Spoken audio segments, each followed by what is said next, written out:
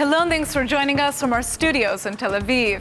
Coming up in today's newscast, Israel prevents 3 terror attacks in a row. Syrian civilians seek refuge in Israel, and some Israeli shoes are making a big fashion statement in Japan. I'm Natasha Kirchak here with the latest news in Israel.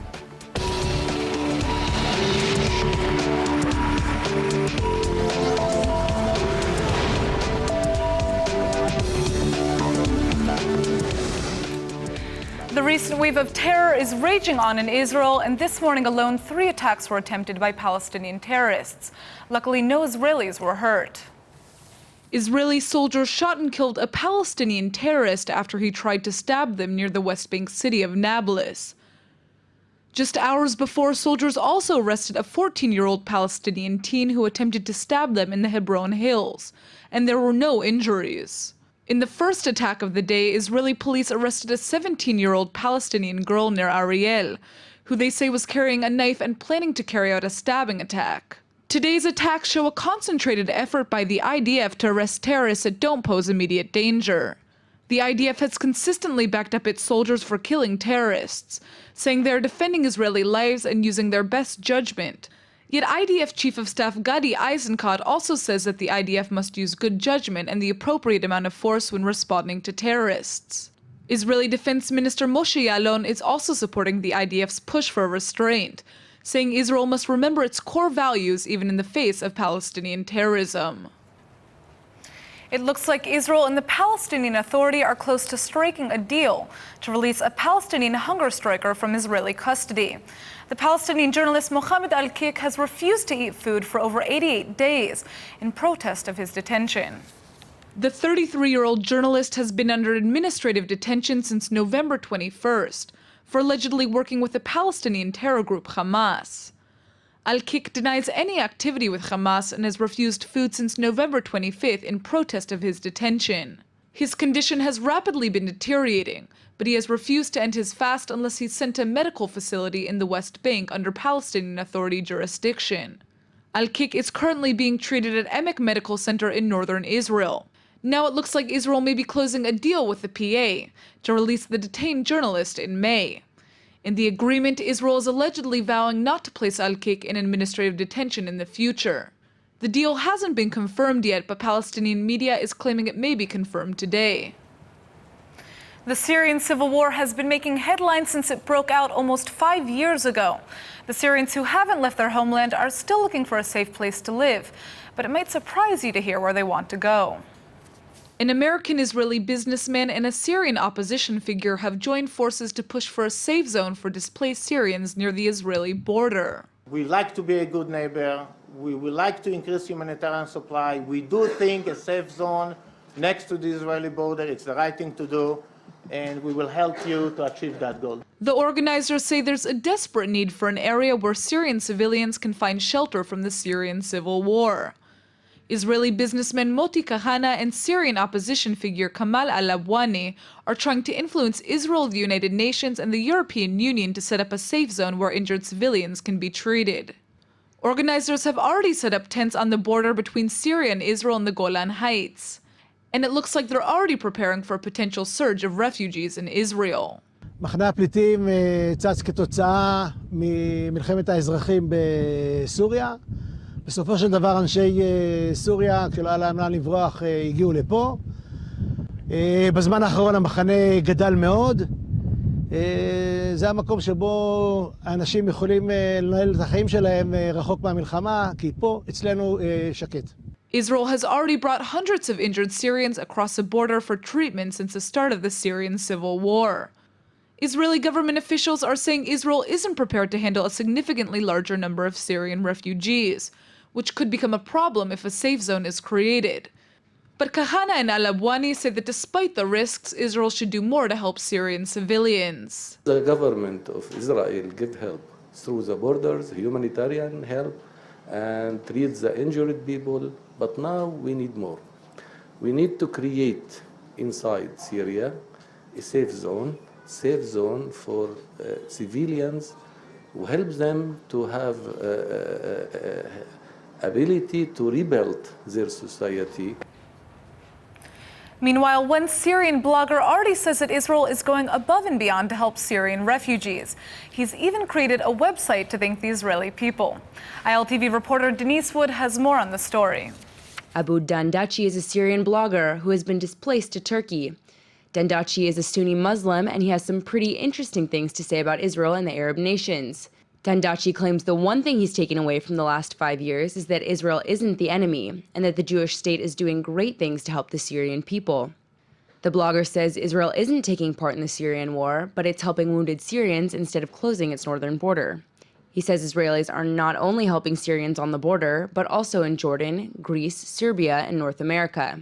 Dandachi criticizes many of the Arab states for closing their doors to the Syrian people, including the Sunni Gulf states. He says he's surprised that Israel didn't do the same. Dandachi says he was taught in Syrian schools to hate Israel, but now he thinks that Jews are the most humane and generous people in the area. Last December, Dandachi created a website called Thank You Am Israel to thank the Israeli people. He fills the site with stories of Jews and Israelis helping Syrians, and says that since the Syrian people have no way to pay back the Israelis, the least they can do is say thank you. The Israeli performer Tanya Vinokur has been captivating audiences worldwide with her mesmerizing performances. She's a dancer, a singer, a drummer, and a violinist, and her multicultural music reflects just how much of a melting pot Israel truly is. Check out this video.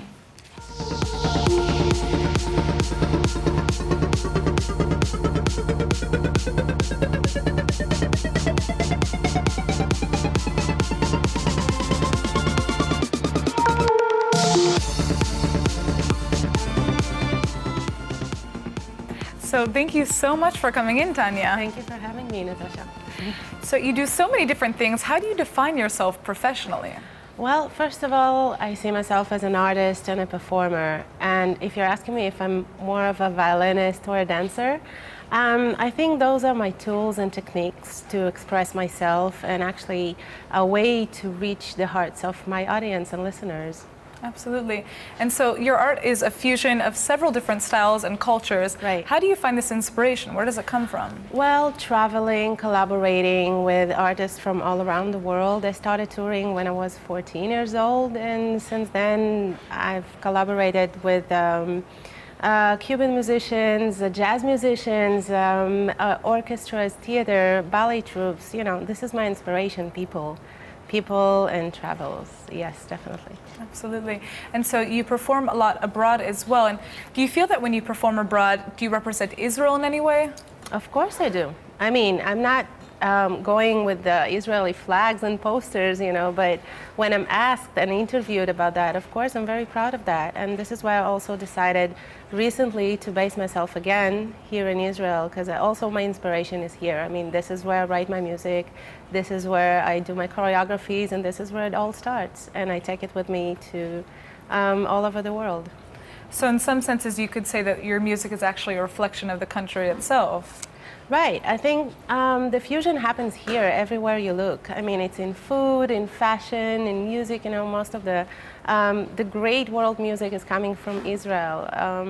Yeah, actually, my new single is talking about that. It's called Jaffa, and I shot the video in Jaffa. And the main melody is more of Oriental with classical technique, you know, on electronic sound and groove. And I think this is Israel for me, the fusion of everything. Yeah. Yeah, and I could just hear the music, and I already love this.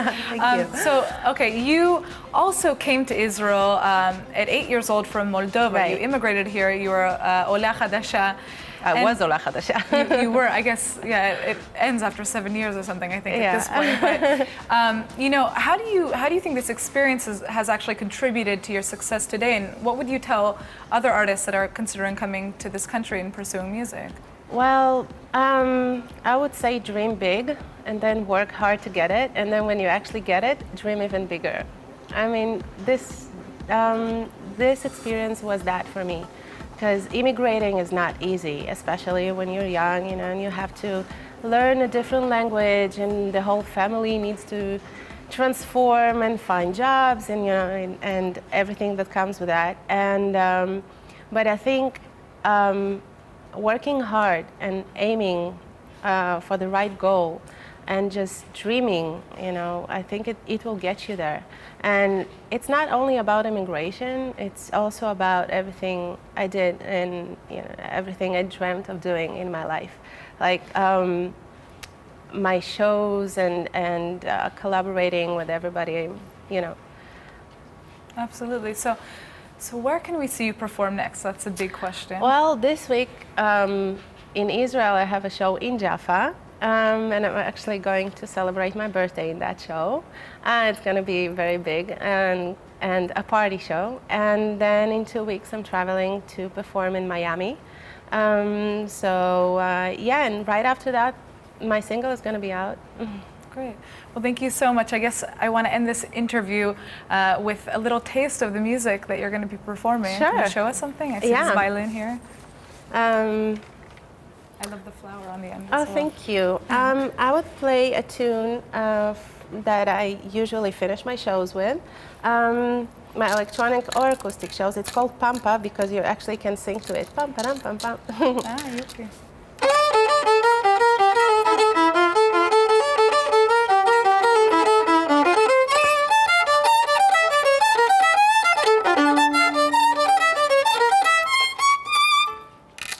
So much for coming in. So beautiful. You.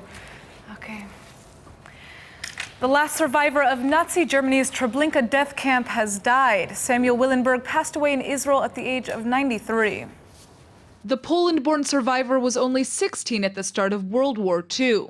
When he was 19, he was rounded up with other Jews during the liquidation of the Apatow ghetto and sent by train to Treblinka. Upon his arrival at the camp, Willenberg passed himself off as a bricklayer and was the only person in his transport not to perish in the gas chambers. In 1943, he took part in a revolt at Treblinka and was among the few hundred who escaped. He made his way to Warsaw and joined the underground, where he later took part in the Warsaw Ghetto uprising. After the Holocaust, Willenberg moved to Israel and found success as a sculptor. He will be buried tomorrow near Netanya, and he leaves behind his wife, daughter, and 3 grandchildren. The Israeli army is taking a big initiative to harness the skills of soldiers on the autism spectrum. The IDF is choosing to nurture and make use of their special abilities instead of excluding them from army service. The army program Seeing Into the Distance provides training and assistance to Israelis with autism who want to enlist. Until recently, most people on the autism spectrum were sidelined from the army. But the new program provides a framework to more easily transition into the IDF's rigid structure. Dozens of people have participated since 2013, undergoing a 3-month training session that tests their skills and determines where they can serve in the army. The program takes advantage of the participants' perceptive capabilities and knack for repetition to place them in the military's most elite and sensitive intelligence units. Once in the army, the soldiers are accompanied by an occupational therapist and psychologist for extra support. Recruits on the autistic spectrum are only required to serve for 1 year, but they can volunteer for an additional 2 if they'd like. Either way, the program provides guidance once they leave the military. The Israeli footwear giant Tevez is making waves in Japan for selling an entirely different model of their famous sandals. Tevez Velcro hiking shoes have been a big hit internationally, but the company has introduced some new clogs and they're taking over Tokyo.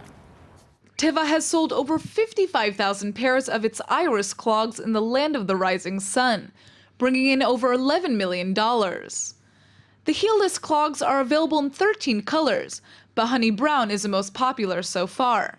So what's the secret behind their success? It turns out Tevez clogs are really similar to the slippers that traditional Japanese wear with kimonos. The shoes are being marketed in 3 different Japanese stores under the Naot brand for around $200 a pair. Tevez has been so successful so far that they're even opening 2 more stores in the next 3 years. The Israeli footwear manufacturer is based in Kibbutz Yad Mordechai and has been in business since 1984. And now for our Hebrew word of the day. All this talk about Tevez has us thinking about Israel's unique style, bringing us to the word na'al, which means shoe in Hebrew. Tevez Velcro sandals might have a dorky reputation internationally, but they happen to be the most famous shoes in Israel. And as you saw today, other countries are also getting a kick out of the brand. Don't worry if your Israeli roommate is running around the house yelling, "Efo na'alaim sheli." It means, "Where are my shoes?" and she's probably just in a hurry to get out of the house. But if an Israeli calls you tipesh kmo na'al, you should be concerned. He's using the common Israeli phrase to say you're as stupid as a shoe, which means you don't have much going on upstairs. Israelis may consider shoes to be stupid, but they're super important when it comes to getting around Tel Aviv. You can travel pretty much anywhere in the city by foot. So make sure you bring a good pair of na'alaim when you visit Israel, but leave some room in your suitcase for a stylish new pair of Israeli shoes. Let's go ahead and take a look at the weather forecast. It's the beginning of a new week. Monday is expected to be rainy with a high of 63 degrees. The rain should continue into Tuesday, but the temperature will go up to 65. All right, everybody, that's it for today's news. Today's exchange rate is 3.91 shekels to the American dollar. Remember to sign up for our daily newsletter at ILTV.tv, and don't forget to check out our evening update every night at 8 p.m. Eastern Time. Thanks for watching, and we'll see you tonight.